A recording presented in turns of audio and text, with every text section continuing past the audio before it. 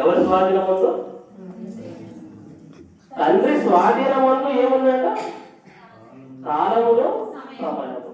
అంటే ఈరోజు మనం లెక్కిస్తున్నటువంటి నెలలు కావచ్చు, రోజులు కావచ్చు, సంవత్సరాలు కావచ్చు, ఇవన్నీ కూడా ఎవరి స్వాధీనంలో ఉన్నవి?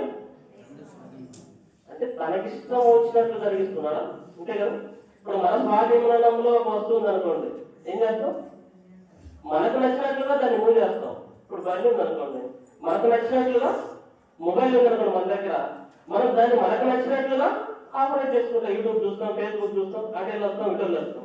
అంటే ఎవరి స్వాధీనంలో ఉంటే వారికి పరిపూర్ణమైనటువంటి అధికారం దానిపైన ఉంటుంది. కాబట్టి మనం అనుభవిస్తున్నటువంటి కాలాలు, ఈ సమయాలు ఏవైతే ఉన్నావో అవి ఎవరి వలన ప్రారంభించబడినవి? తండ్రి అయినటువంటి దేవుని వలన. సో సమయం అంటే ఈ కాలం ఎలా ప్రారంభమవుతున్నాయి? ఎలా? సూర్యుడు ఎలా?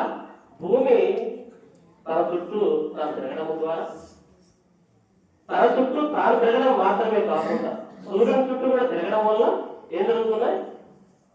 రోజులు, రాత్రి పగళ్ళు, సంవత్సరాలు, నెలలు, ఇవన్నీ ఎలా జరుగుతున్నాయి? భూమి యొక్క భ్రమణ పరిభ్రమణాలు.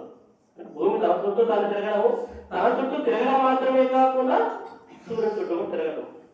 అంటే ఈ సృష్టిని కలిగించింది ఎవరు?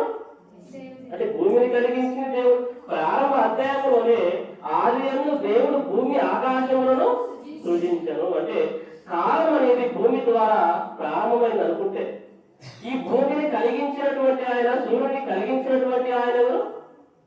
దేవుడు.